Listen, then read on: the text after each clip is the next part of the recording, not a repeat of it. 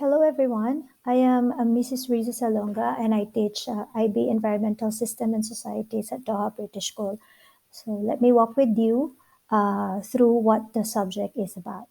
So what's in the name? It's CSS, Environmental System and Societies, previously known as Environmental Systems. Calls it Environmental Systems and Societies, but it's known as CSS. So what is CSS and why is it important? The importance of the environment is becoming increasingly an important political and economic issues. We know that governments and companies ignore the environment at their threat, and it is upon the new generation, the current generation, that needs to do something about the environment.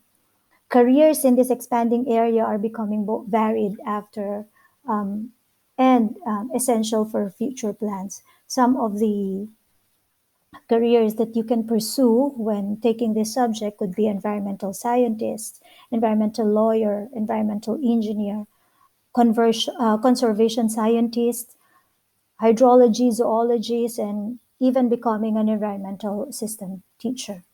So environmental systems and society studies the environment and how the actions of man has impacted on the world in which we live, and so is the subject's name. So who is CSS suitable for? This subject is designed for people who have an interest in the environment and environmental issues. Those students who have passion for examining the world in which they lived in and the impact that man is having on it. It's they like inquiry-based learning. Students who like conducting research and experiments to support their findings. Students who are looking to open up their IB options as well, because there are some students who do not have a strong interest in pure group 3 or group 4 subject, which would be biology, chemistry, or physics, and so this is the subject for them. Now, what are the IGCSE requirements? You should have a good knowledge and understanding and background in biology, and geography is also an important subject for this IB requirement. And you should have at least a grade of 5 for these subjects to be able to qualify for the ESS course. How much would you be spending to study this? So there's a 2 to 3 hours per week lesson. It's a total of 150-hour coursework.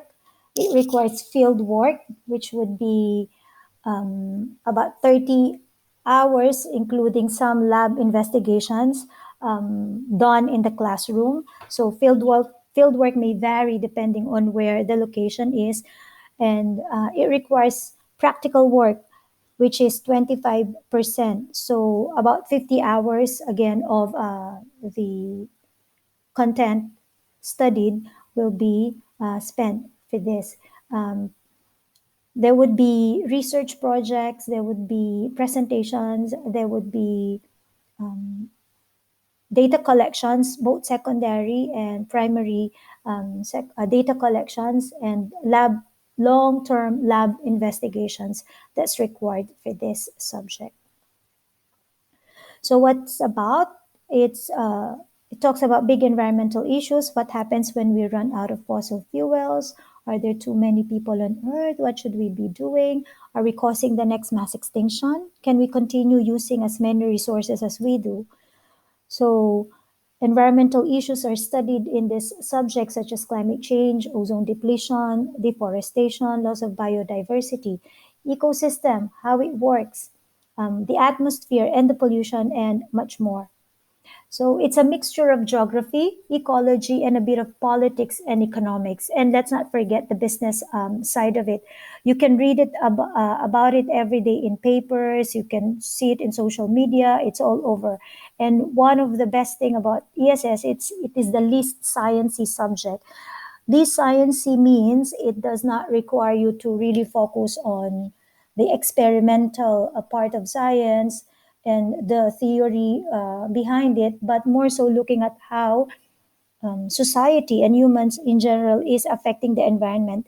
But do not forget that since it's still a group 4 subject, so there are still experimental procedures that needs to be completed for the internal assessment. So who takes it? If you do not want to continue science beyond the end of school or beyond secondary, I mean, after your secondary, you are vaguely interested in the environment, so you would want to learn more about it, and you have to take a group 4 subject in IB, but you do not fancy the others such as biology, chemistry, and physics. And you are passionate about saving the world. The world needs heroes in terms of saving the environment. So you may be one of them. So what is involved? It is half theory and half practical. There will be some field work as what mentioned. So be prepared to get muddy, and then lab experiments. What does it go with? You may take this with geography or biology, and there's a good deal of overlap, so you can cover the material twice, which helps you. You may take economics or business, which looks at the same issues from another viewpoint, or it is good with any other subject. So where does it get you? It is recognized as an experimental science by most universities. You may get to understand our environment and what we're doing to it, and it is relevant to the world we live in. So this would be the content in terms of the syllabus. So we will be learning about foundations of environmental systems and societies, ecosystems and ecology, biodiversity and conservation, water and aquatic food production system and societies, soil systems and terrestrial food production systems and societies, atmospheric system and societies, climate change and energy production, human systems, which includes human population, and resource use. So again, practical scheme of work, which is known as to be PSOW, is 30 hours. This would be lab investigation, research, presentation, outside school activities, practical activities, which is 20 hours, and then the individual investigation, which would be 10 hours. Take note that the environmental system and societies is also a good opportunity for you to do your CAS project, wherein there are many activities such as paper recycling or environmental information within the school or within the community can be completed. So examination, there are two ways that you will be assessed for this subject. There's the external assessment, which will make up 75% of your total ESS grade, which is taken in June. And then the 25% would be internal assessment completion, normally done in the term 2 of your year 13. So this would be the details of how the assessment component is. So there are 2 papers to complete. Paper 1 would be mostly case studies. It will be 25% of the total IB grade. There would be it would be 1 hour duration, 2 hours duration for the paper 2, which will have short answers and structured essay. It's 50% of the total IB grade. And the internal assessment or the individual investigation, which will be 25% of the total IB grade and is completed with the support of the teacher and the laboratory technicians in terms of the investigation.